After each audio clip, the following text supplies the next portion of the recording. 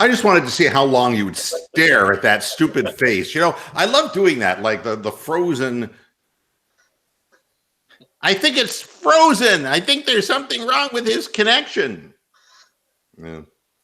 There's nothing wrong with the video okay. As long as you understand, nothing wrong with the audio either. All right. Welcome to the Monday edition of Moohead Radio. I'm your host, a big and furry bovine. In the panel with me, Sweet Roxanne and Rick. And that's about it. So thanks, everybody, for tuning into this edition of Moohead Radio. We'll be back again. Trying to find news in this situation is kind of like squeezing blood out of a rock. But I have done so. I have managed to find what I think what might be interesting to 2 or 3 people, because that's all that's going to listen to this piece of shit. The first we start with is the absolute stupidity of somebody who is an absolute deer in the headlights. You ever ask somebody a question and the answer that you got was far more complicated than the question you asked?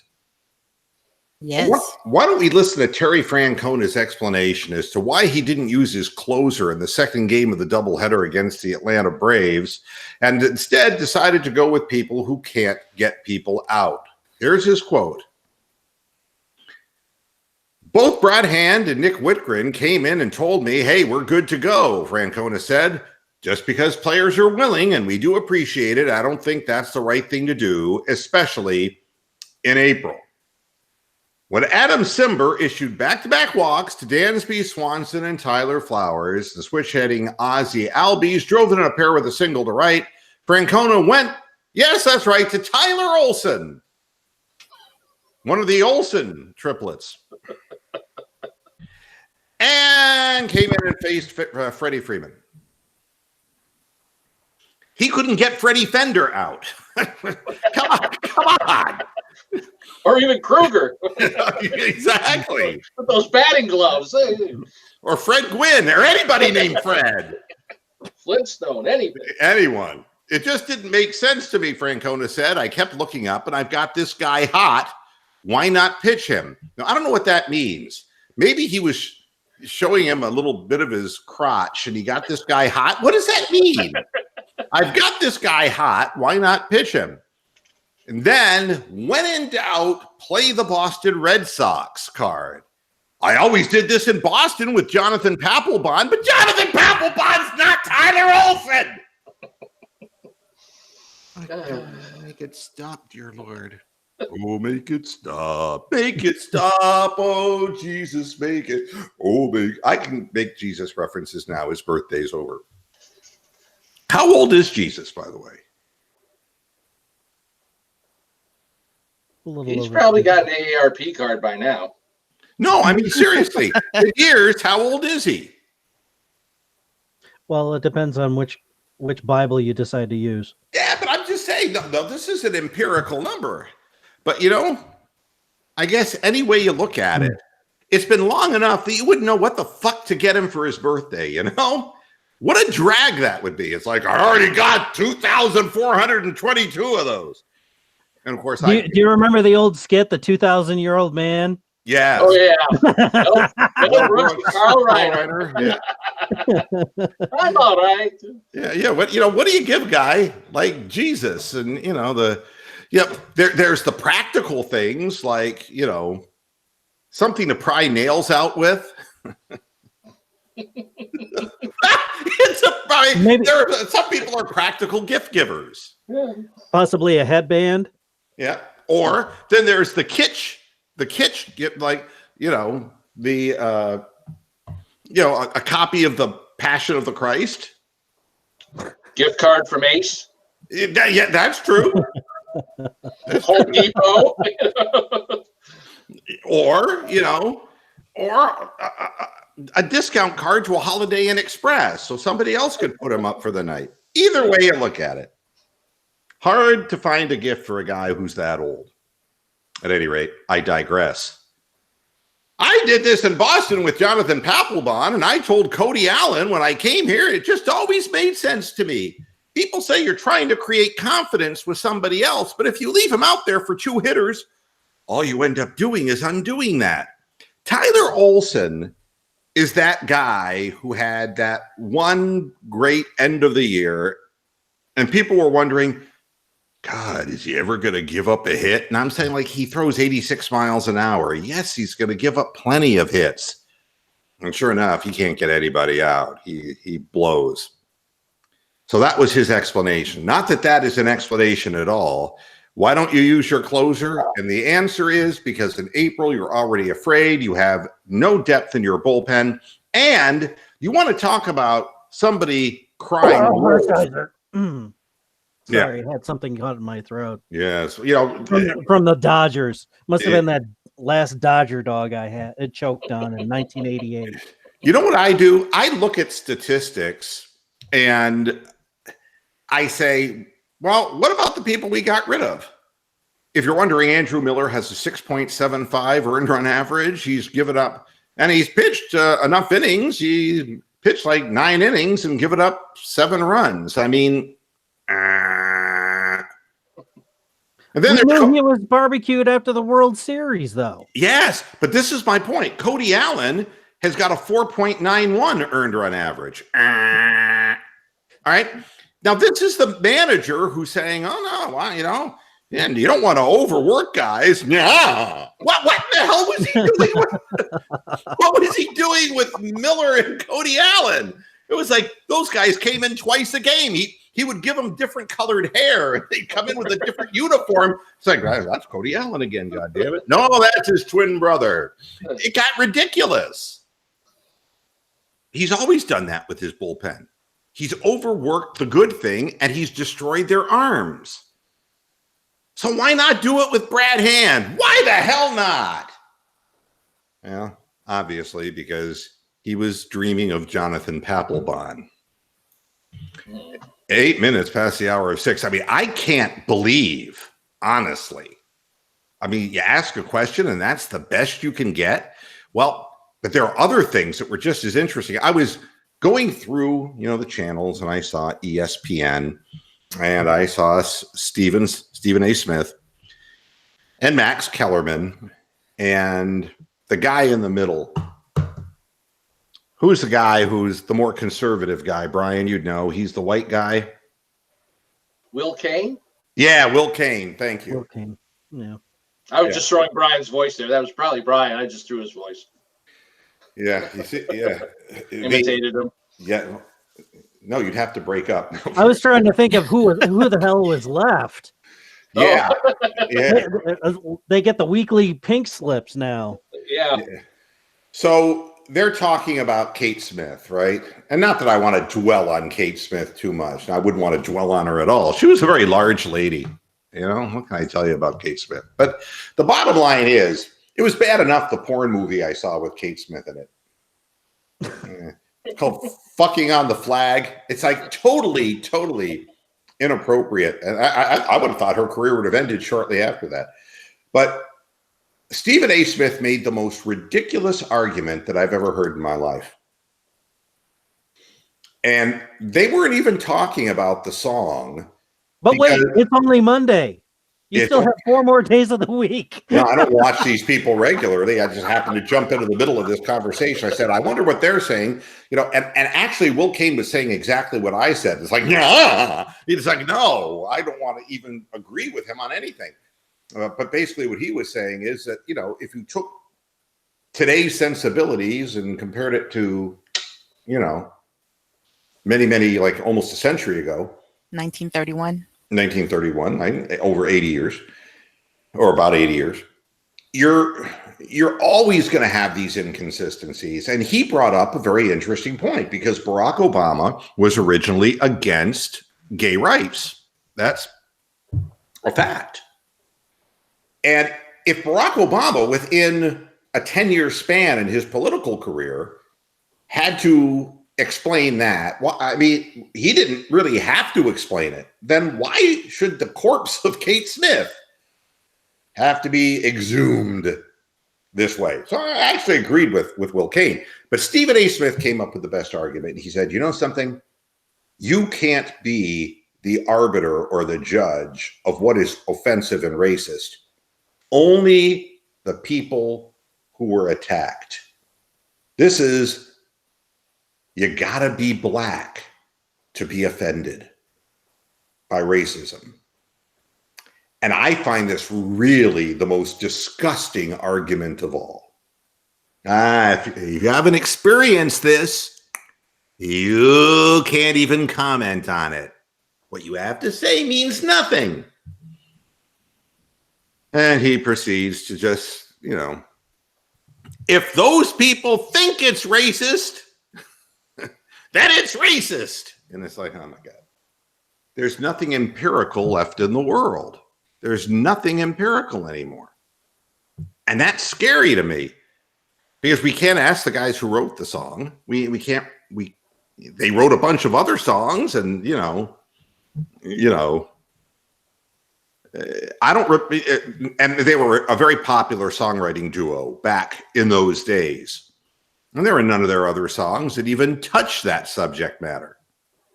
I mean, did you think they just sneaked one in there? It's like, hey, Fred, come on. Hey, come on. Let's just sneak this one in there. One darky song. Come on. Look, how can it hurt? The worst that can happen is but again, go back and look at how many in that era, how many actual freed slaves were still alive in the 1920s and 1930s. Mm-hmm. Your point being? Well, there were a lot of plays written about slavery and Reconstruction in the South and different things. So would it not stand to reason that they would have stronger language? I mean, look at the books of Mark Twain. Right. I mean, there's lots of things that were written in dialect that would be considered absolutely racist by today's standards. I mean, the notion of speaking in what was considered, well, there was performing in blackface and speaking in black dialect, which was basically to sound undereducated in essence and to mispronounce kinds of parts of words. That would be just considered absolute racism. Yet, today we just call it rap music. No, these were books that our kids. No, these were books that our kids read in school. I mean, there is no. No, I know. I mean, if you're going to play a character, what was it? The Green Mile, right? What was the name of the actor, Roxanne, who was with Tom Hanks in that movie? Oh, you just think I would know the answer to that? That's Michael Clark Duncan. I do know you did know it. I want to know the answer. By the way, I watched his autopsy show. Oh. Yeah. I watch Autopsy almost every day. It's empirical.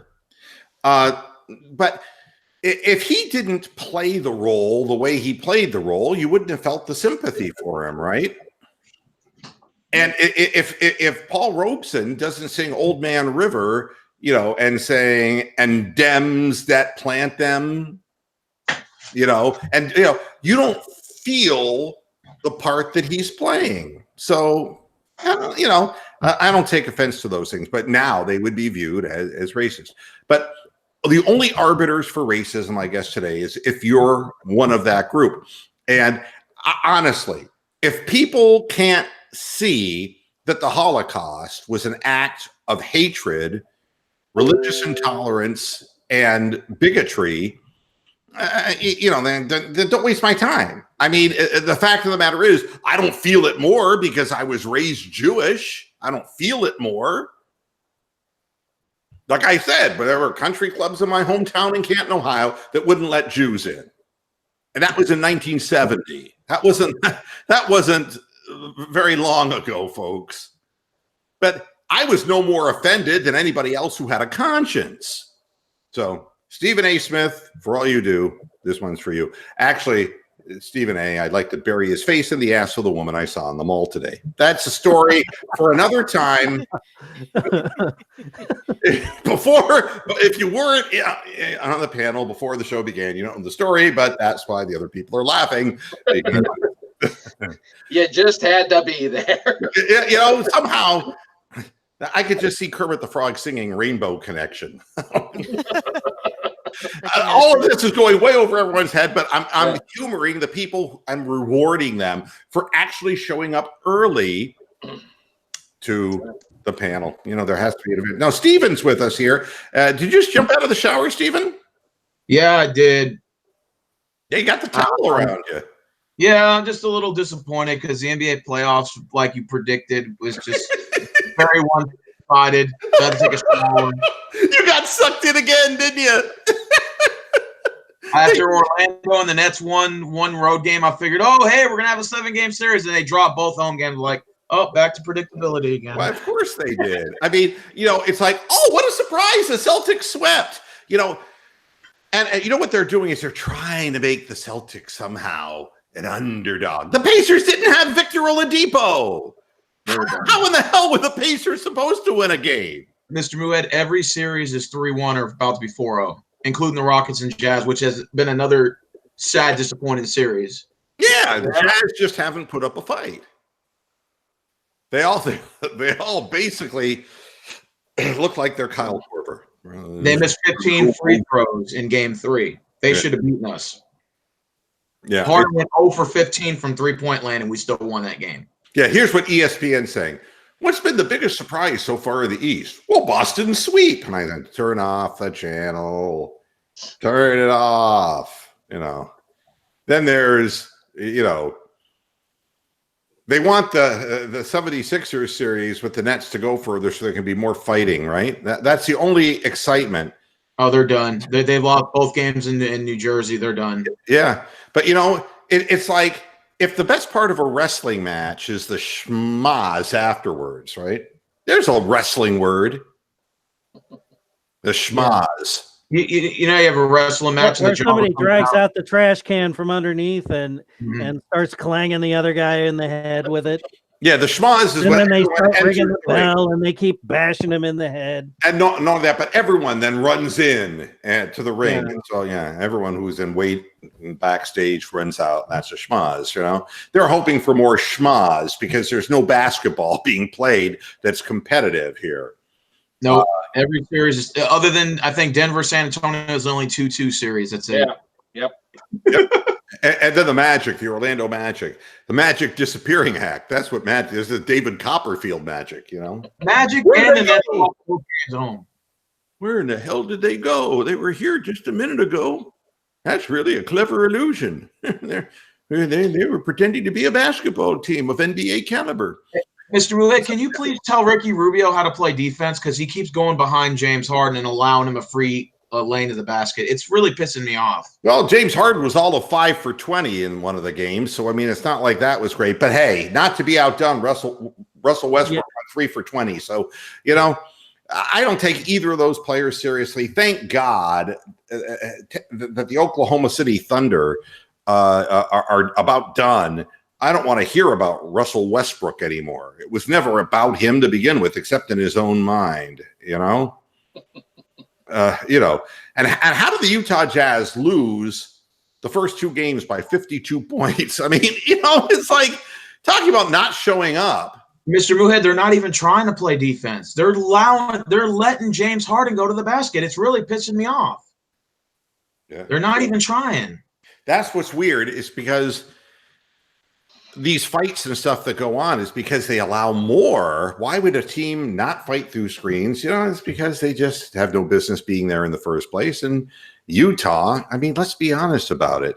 If you're a black guy playing in Utah, it's not because you want to be there.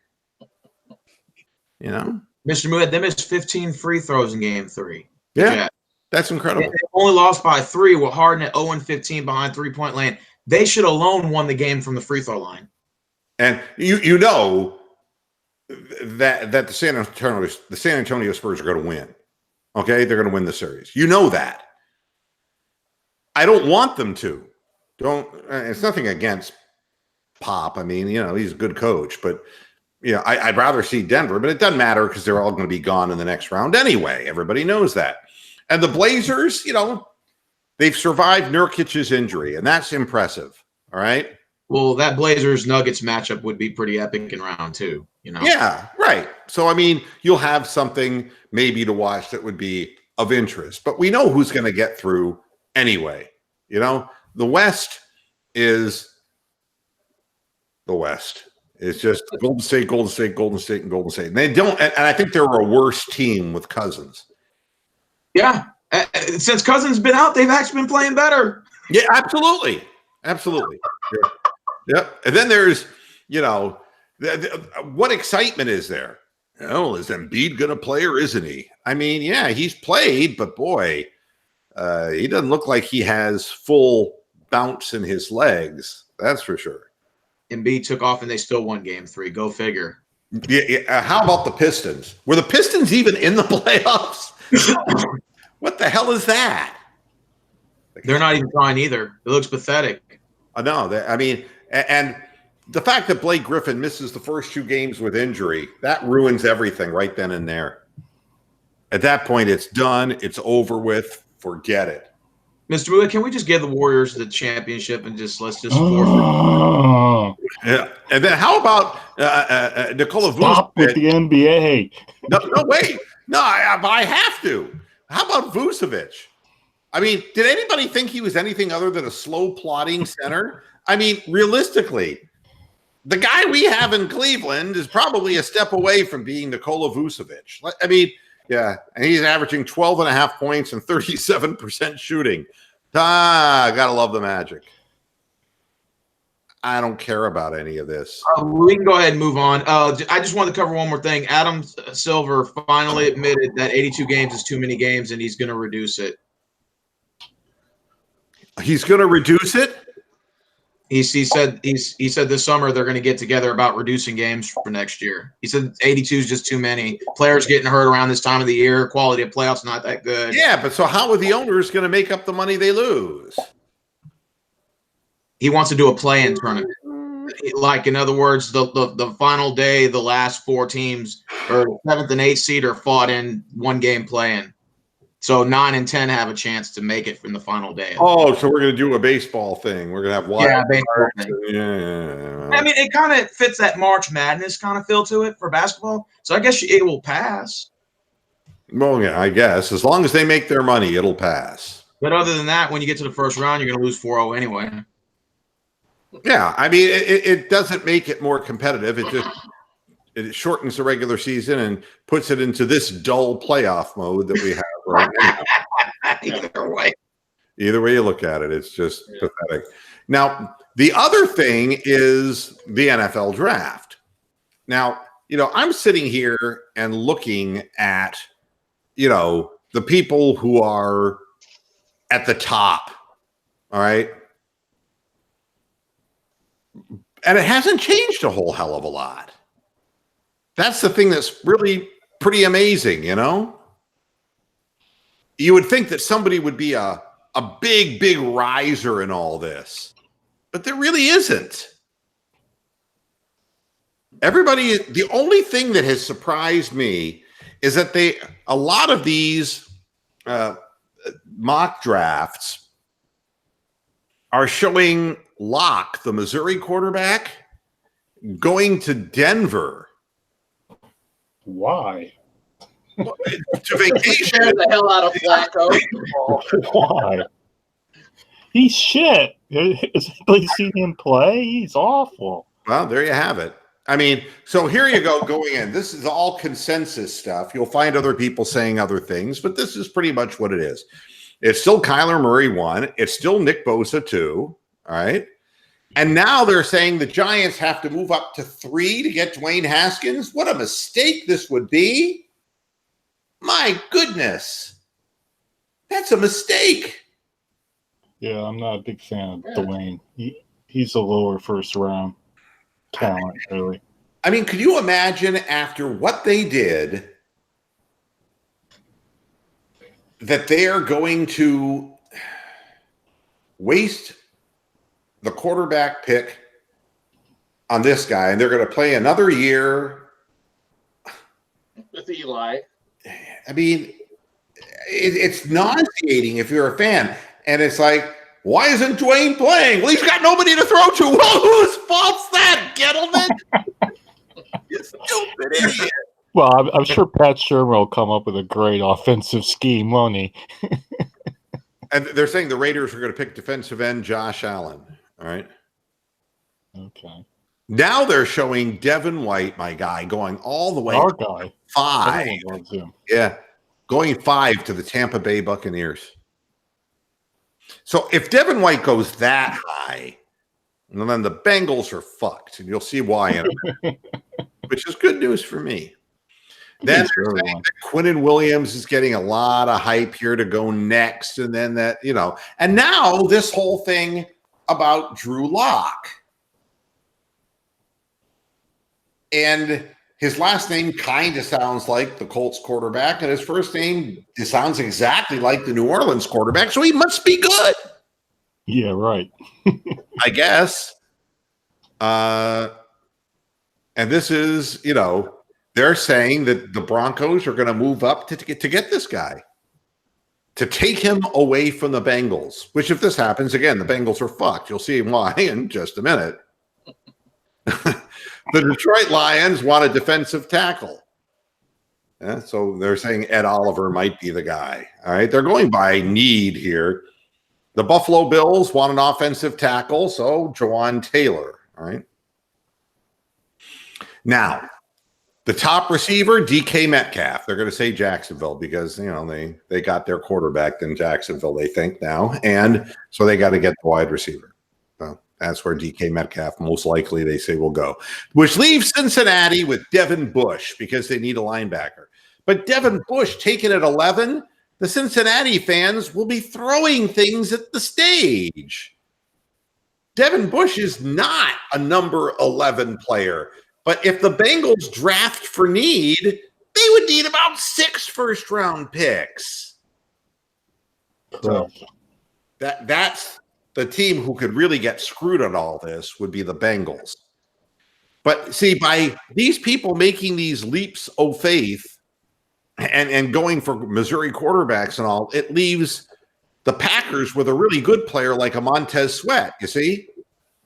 It leaves the Dolphins potentially with Andre Dillard, an offensive tackle who's good, and Rashawn Gary at 14 for the Falcons as a defensive lineman. And if you keep going down the line, even the Browns 17 pick that we gave up could reap somebody, Christian Wilkins, tackle from Clemson. Your Houston Texans, they say, are looking at Greedy Williams. Yep. That's what they're saying. So, that's kind of, Of course, I know tomorrow's mock draft is going to be a lot different. It changes every day, Yeah, but if you're looking at drafting for need, I don't think that the Giants, if the Giants don't draft a quarterback, it's going to be a lot like the Browns. The pressure is on to draft the quarterback. Even if he's not a good quarterback, you can always say, well, we tried. The worst thing you can do is pass altogether and just not, just choose somebody else in a different position. And then, God forbid, if Dwayne Haskins becomes something special, your fan base will just implode. Of course, if you end up with people that we ended up with, and if you end up with Notre Dame quarterbacks, then. Oh, Mr. Moohead, did you hear about Sam Darnold getting his ass kicked at the gym? No, what happened? It's been reported by the Huffington Post 2 hours ago, but the video went viral yesterday. He got in a fight with somebody in the gym, and you can see it on video. You just type it on Google, and the guy reached over and popped him right on the side of the head, and he was gushing blood all over. Oh, yeah. And he got his ass kicked. Everybody was laughing at him. Aim for the forehead, man. He's vulnerable. Yeah, it's hard to miss that big forehead of his. Yeah, he tried to do a UFC kick to the guy, but the guy moved out of the way. No. Do you believe in karma, guys and gals? Do you believe in karma? Here's one for you. Did you see the national anthem at the Philadelphia Flyers hockey game? I haven't seen a hockey game in about God knows how many years. Davin, what's his name? Davin DeGraw? Is that his name? Oh, Gavin. Gavin DeGraw. Gavin DeGraw. Yeah, I saw that. Oh, my Finished it God. up perfectly, backed up a couple steps, and then did a face plant on the eye. I'm lucky. Boom! You know that Kate Smith saying, "Take that." God bless America. Yeah. Get off my ice, bitch. Yeah. They reversed the statue completely. And poor Gavin took the fall for it. The ghost, Well, the ghost of Kate Smith cross-checked him. probably. It's awesome. Oh, but it was one of the funniest things. I mean, he's kind of hamming it up for the audience and backing up, and then he just falls face first right into the ice. That's just outstanding. I'm looking at Drew Lock's stats, right? Yep.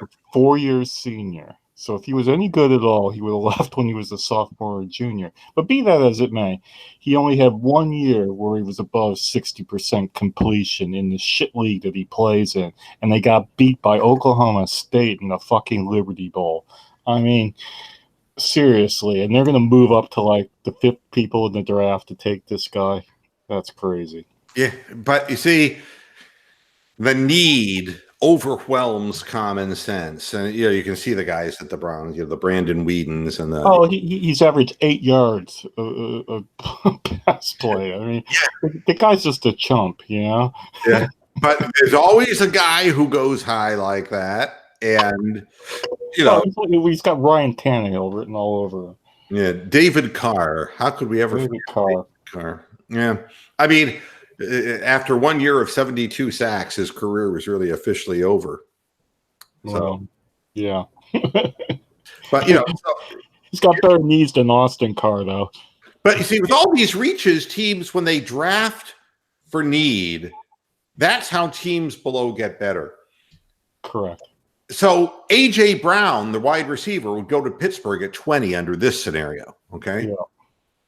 And so there would be one taken at 10 in this scenario, and that would be DK Metcalf, and then there would be A.J. Brown. And so the Steelers get a really good league-ready wide receiver. The Patriots at 21 would get T.J. Hawkinson, who's a big-time tight end from Iowa, to replace Gronkowski. Well, there you go. You see, this is when teams reach, this is how the rich get richer in the NFL. And the Browns constantly reaching have made their own divisional rivals stronger in the past. Yeah. Well, one thing I just did this past week was watch the entire Browns-Jets football game, the whole 2.5 hours of it. Uh-huh. And I recommend that to everyone because the coaching staff's all changed. The players are nearly all changed. And the one thing that stands out is Baker Mayfield coming in with 2 minutes left to go in the first half and coming back from being down 14-0 to win that game. Yep. So go back and watch that and you'll just be amazed at how different the roster is now and what Baker was still able to do with the shit that we had on the team and the shit we had coaching in. Yep. Now, under this scenario too, the Ravens at 22 could get Marquise Brown from Oklahoma, the wide receiver. Now, the problem is how they're going to get the ball to him. But still, Good that's a pretty damn good player to be picking up at 22 when somebody's futzing around with a Missouri quarterback at number 7, you see. So, I mean, there are, and with this, the number 24 pick, which would be the Chicago Bears pick, somebody's going to, if this goes according to plan, somebody's going to move up and get Josh Jacobs, the running back from Alabama, who is considered probably the best running back in this draft. It's not a rich draft for running backs, but then the first cornerback, DeAndre Baker, would go at 25 under this scenario. And in this, if Brian's still with us, Hakeem Butler would go 26 to the Colts. That would be giving some luck. So you can see that when teams reach for need, then everything after that, 27, 28, 29, the names become much less. It just becomes, what's second best on what's the second option, Yeah, and they're saying that Cincinnati, under this situation, because they need the linebacker so bad, that they would trade back up into the first round to get the Duke quarterback, Daniel Jones. That's in this particular scenario. But you see, what do you need more? Do you need the quarterback more, or do you need the linebacker more? And I think you definitely need a quarterback more if you're Cincinnati. But if you're picking 11, the guy you want's gone. So it really is a problem when you suck and have no quarterback really to count on, and you need one, but he just isn't. Do you think the Bengals are ready to move on from Andy Dalton, or do you think he's still going to be there until they find? Oh, he's still going to be there because they don't have anybody prepared and ready to play. But the bottom line is that they're not going to win any more than 9-7, and I don't think they can do that anymore. They can't possibly win 9-7. Looking, if they have a similar record to what we have, they can't possibly do it. But historically, at their best, that's the best they could do. They barely would get into the playoffs and then lose in the first round. Did AJ Green tear his Achilles, right? Say what? Did AJ Green tear his Achilles or rupture a tendon? I think he did a lot last year. He was hurt. Yeah. He was hurt, but I don't think that it was a complete tear. But they played a lot of games without him, and that definitely hurt them. But I mean, it's the problem with them is their defense is awful, and they don't have a ground game to complement Dalton, and Dalton is just not at all athletic. He's not escapable, and he will make mistakes when pressured. This we know. And what they're saying is the big names in the second round, N'Keal Harry from Arizona State, Dexter Lawrence, the tackle from Clemson, will be second-round picks. Justin Lane, the cornerback from Michigan State. Rock Ya-Sin from Temple, be a second-rounder. Yeah, I like him. I like him a lot. And Jeffrey Simmons, the guy who's out with the ACL, he's going to be a second-round pick, So in this little scheme, they're saying Cleveland would move up from 49 to 40, and I'm not really to get Nasir Adderley, the safety. But, honestly, at 49, you're in no man's land. You got to get the best player on the board if you're at 49. Whatever that is, fuck your need, play for depth. Assume that one of your wide receivers is going to go down. So you guys don't have a first round pick? No, not at all. Oh no, we wait. You remember what we did with him? Yeah, I'd say that we did quite well without one. OBJ. Yeah, but again, to move up from 49 to 40, unless there's somebody you're absolutely in love with, you got to get the best guy on the board. And the thing that's interesting through all of this is that UMass receiver is nowhere listed. His name is dropping like a rock. So maybe the Browns should stay at 49? Stay at 49 or see if that guy's still around in the third round. Whatever. Well, I agreed with the Friday program when you said that Dorsey should go all in because this is the year to do it. And I think he's not going to go into the first round, but I definitely think he's going to go up like maybe the first or second pick in the second round and trade one of our first-round picks for next year. I think a lot of it has to do with who's on the board. I mean, if there's a guy for the defensive backfield that we really like, who's still there, I mean, I think he would do that in a heartbeat. But, you just don't know who's going to go where. It's that's why this is all just guesswork anyway. But so the draft is on Thursday, right? Yeah, round one on Thursday night, 8:00. Just round one. Just round one. That's all you get. Yeah. So we'll still be talking about, but at least on Friday's show, we'll have at least an idea of who's still sitting there in the second round and who went for what, and whether teams do end up drafting for need or whether they do start selecting just the best players available. Which honestly, in this draft, I think is a smart way to go. I mean, there are some really good skill set drafts. In this one, it's really not so much that way. You know what I can't wait to have happen? There's always one or two guys that get caught with some YouTube video of them, taking a bong hit or like beating somebody up or something that comes out on the very day of draft. And they go from like a top 5 pick and drop all the way down to like the nether regions with flop sweat and everything. So Yeah. that's going to happen to somebody. Who it's going to be, who knows? But It happened to Manziel, didn't it? it happened to that Alabama, or Offensive Clemson. lineman got caught with the ball. Exactly. They boarding the mask and the bong and everything. I remember that. I can't even remember the guy's name now, but yeah. Now, here's another thing. As athletes make the transition from being athletes to being commentators, sometimes it's best to keep your mouth shut if your history is in a certain place.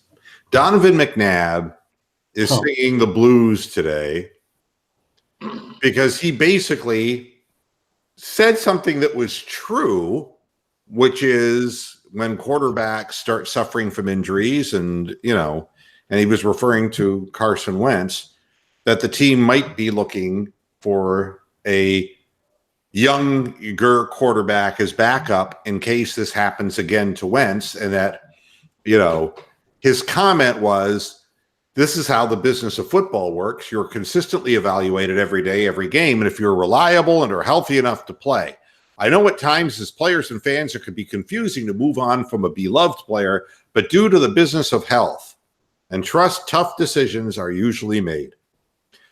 Maybe people just didn't like it because it's coming from me, or I answered a question from one of the talents on the radio the way you didn't agree with. If that's how you feel, I'm sorry you feel that way. It's the nature of the game.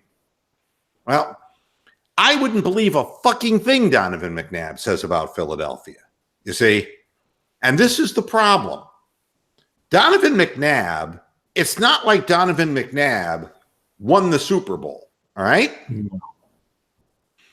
And his share of difficulties were well chronicled in postseasons and in Philadelphia. And his career didn't end up happily in Philadelphia. I think they should find somebody else to comment on Philadelphia because, I don't, it's kind of like, and God bless Joe Thomas. He's a great football player. But I'm not going to get anything of any great significance out of him regarding the Cleveland Browns because he's a cheerleader. Absolutely. 100%. I mean, and I'm not saying that's a bad thing, but, you transition to become an announcer. And, I think that, it's safer just to be a good guy and just say, when the quarterback is, not Baker Mayfield, the Browns have trust in him because he's a veteran, And then when they name Baker Mayfield the starting quarterback, it's like, oh, this is going to be great for the team. Joe Thomas is like, whatever bandwagon there is to climb on, I'm a Cleveland Brown at heart. But the problem is we know that Donovan McNabb is not at this point an Eagle at heart. We know that. No. So I got a bit of very minor breaking news here. Yes, please. Remember Brad Miller? Yeah. He got picked up by New York, didn't he? Yeah, he got picked up by the Yankees about an hour ago. He's now an added vet on the infield depth chart of the New York Yankees. And wait a minute. Now, that's the 26th player? It's Brad Miller. Well, wait. No. They're allowed to go from 25-man roster to 26.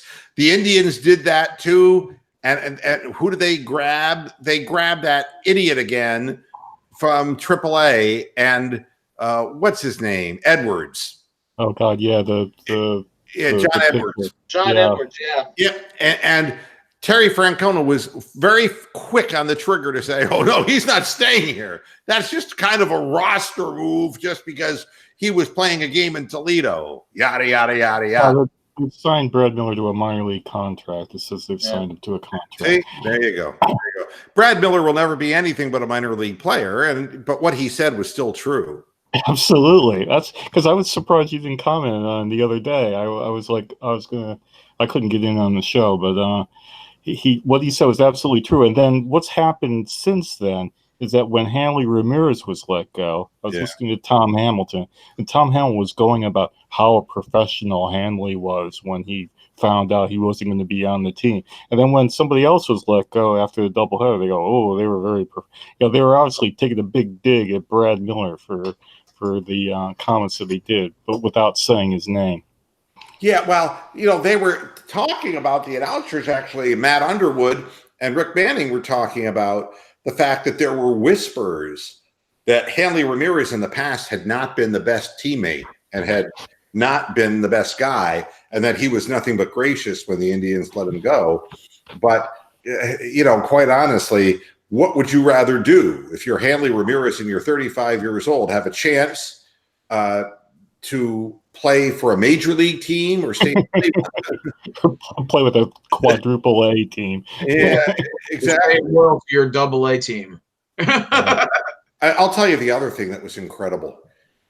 The umpire calling balls and strikes at home plate, whoever it was, in the first of the Indians games against the Braves. Yeah.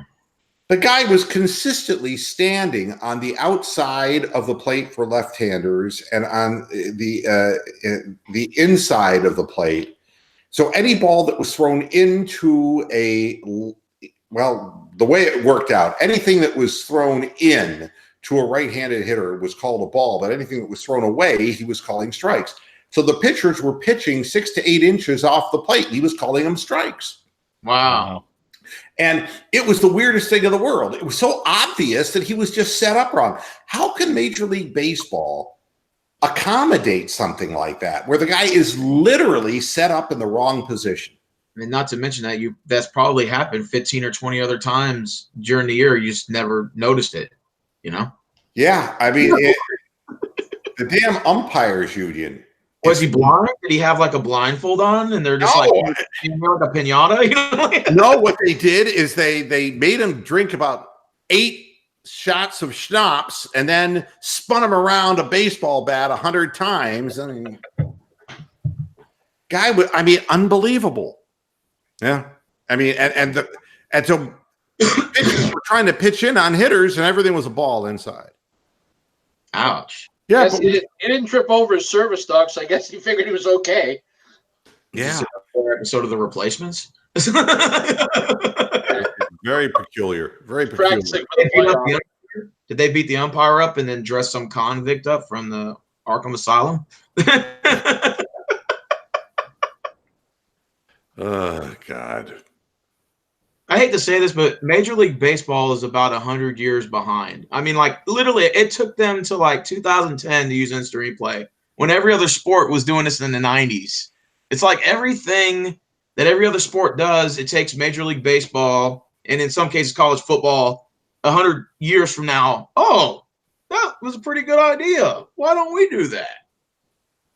The problem with baseball, and I'll keep saying it over and over and over and over and over, it's not relevant anymore. And it's certainly not 162 games a year relevant.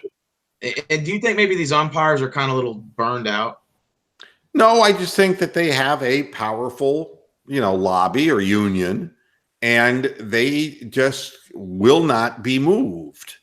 That's what it amounts to. And it's unfortunate because it ruins the game.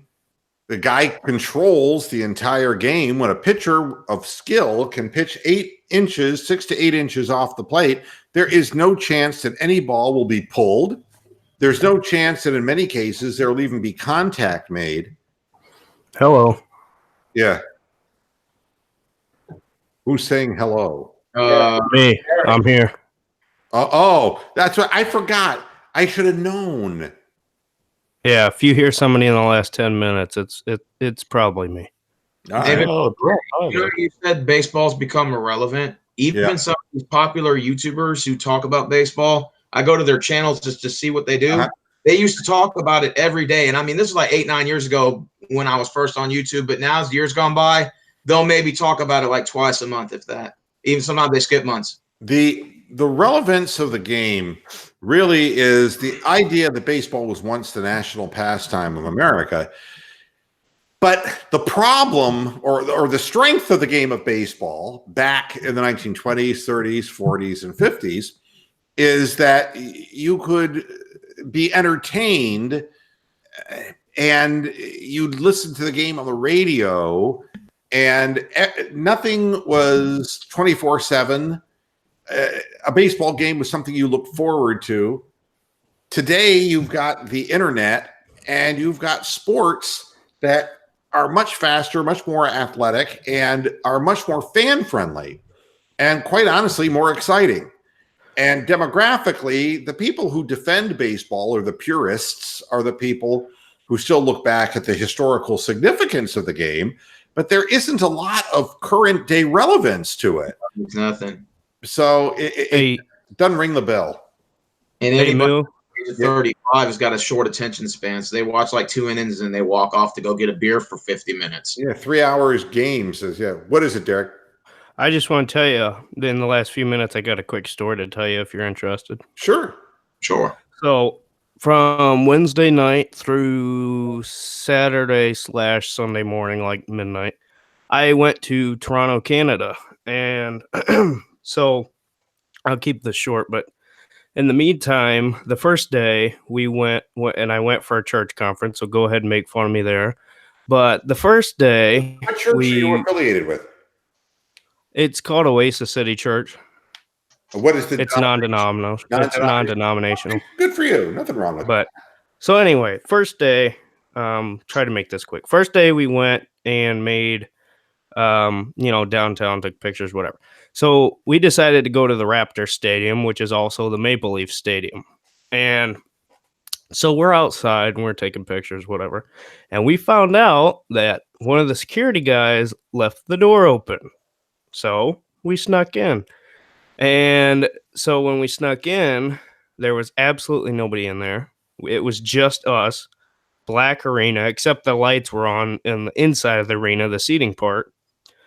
So we went in, we were like, oh my gosh, can't believe we got through. Went down, got on the ice, and took pictures on the ice. And if that's not good enough, we decided we were going to do more illegal stuff. We went back in the locker room.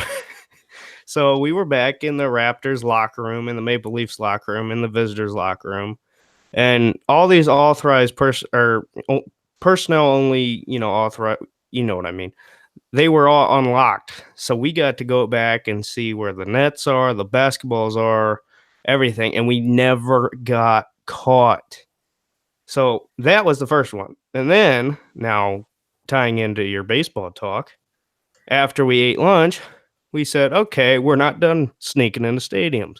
You only live once, might as well do much as illegal stuff as you can. So we went to the Blue Jay Stadium and we snuck in there and went down in the locker room area there. Now, there was all kinds of people there, and we did end up getting kicked out, but we were there all like for a long time. I couldn't believe we didn't get in more trouble than we did, but so yeah, there you go. That's the end of my story. And Bronk actually said that he typed in exactly what I was going to say. What you've discovered, Derek, is that the people in Canada are not uptight like Americans are. Yeah, but it's still illegal. I mean, we were definitely trespassing, getting on the ice and in the locker rooms. Illegal is, technically. You get caught. Yeah. But no, I understand. It was what fun, you're saying, though. But it was a once in a lifetime thing. I was so happy I did it and got to do it. I remember when my old friend, not my current friend, but my old friend, Michael Moore, did his movie about Flint, Michigan, and he was trying to find out. Actually, he was doing Columbine, the movie on Bowling for Columbine. And he wanted to find out the fascination with guns in America and why Americans committed so many violent crimes, and yet you could step over into Canada. And he literally would walk up to people's houses and open the doors of their houses. They didn't lock the doors of their houses because people didn't have guns shooting each other in the middle of the street. They're much more trusting in Canada. So I think what you discovered, Derek, is that they don't really look at somebody. If somebody wants to come in technically and look at the locker room, Yeah. They will ask you to leave, but they're not I going to make get a what big you're deal. saying, but Yeah, it's my just not thing, right. and I know, I'm labeled as the right one not the right one being right, but I have a right ideology, if you will. Yes. Which whatever. But I gotta say this: visiting Canada in the couple of days I was gone, it was literally the best experience of my life. I mean, it was phenomenal. So, I mean, that was great country. Other than the people driving sucked. They were so bad at driving. And you were in Toronto. You were in Toronto. Yeah.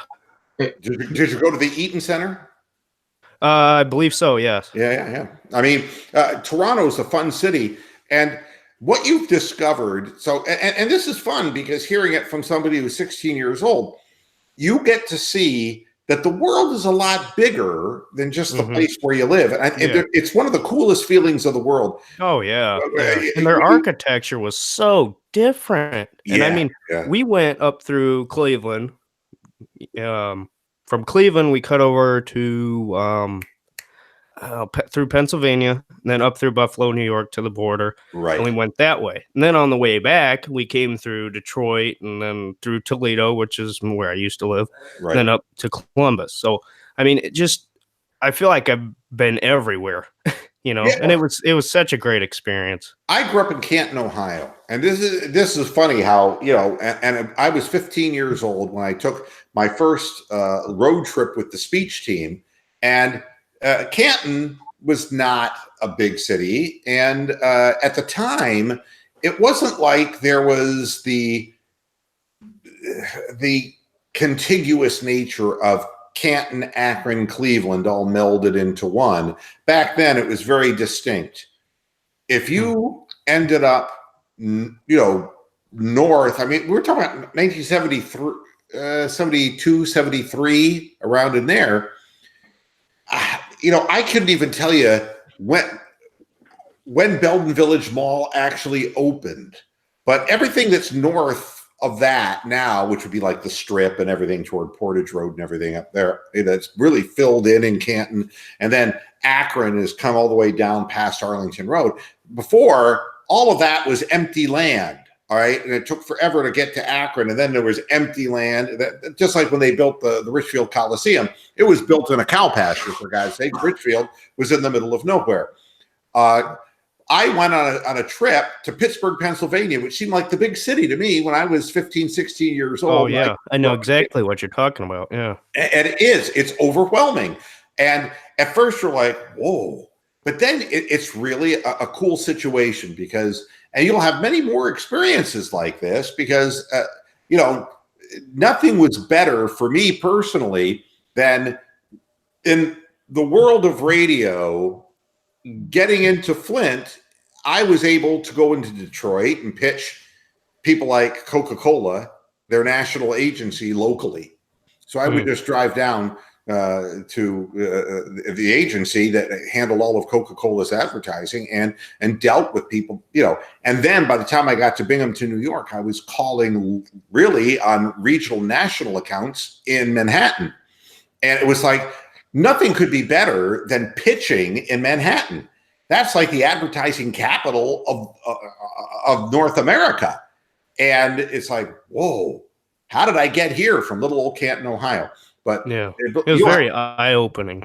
Yeah, you'll have more experiences like that. But I do find it interesting that you were on a religious retreat and you did illegal things. Good for you. Yeah, that's the funny thing. And the funny thing was for you to do, Derek.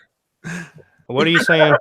You look like a rip-off Samoa Joe, by the way. I don't know if you know who that is. Oh, yeah, no, Joe Schmo. Joe Schmo, the guy from... No, Samoa Joe. He's a wrestler. Samoa Joe. Oh, I thought you were saying Glass Joe. Glass Joe from Mike Tyson's Punch-Up. That's what he looks like. He looks like Glass Joe better. Yo, Mick, cut me, Mick. Hey, Mr. I wanted to ask you a question, baseball related. One of the major complaints I have with it, and I think everybody on the panel can agree, is the extra innings are ridiculous. They said the average overtime for baseball goes to the 14th inning. That's half of another game of nothing but maybe a one hit. And maybe they need to consider putting a man on first base or second base to start off the inning because these overtimes go into the 17th inning, the 18th inning. You're playing a whole new game. I think they should have it I'm just pitching this myself. Pick one guy, 3 pitches. You either hit a home run or, you know what I'm saying? Almost like if you don't hit a home run, it's a shootout. Here. Home run yeah, derby. yeah. And the next team, if he doesn't get a home run, well, you can flip a coin. Who cares? Because if you go to extra innings, you know damn well it's not going to end that next inning. It's going 3 or 4 extra Oh, innings yeah. automatically. Yeah. Well, it's 7 o'clock, so it's time to go. We made it through an hour, and hey, can't ask for anything more than that. We're going to see the first round of the draft. We'll be back with you again on Friday to talk about what's going to happen in the second, third, and fourth, and fifth, and sixth, and so on. Yeah. Not that you care, but you got the Rockets finishing off the Jazz tonight. Yeah, the Jazz are not all that Jazz. Yeah. Okay. Not very exciting. All right. So thanks for tuning in, everybody, to this edition of Moohead Radio. Back again on Friday to talk NFL. Until then, hasta la vista, Pastor Heads. Good night.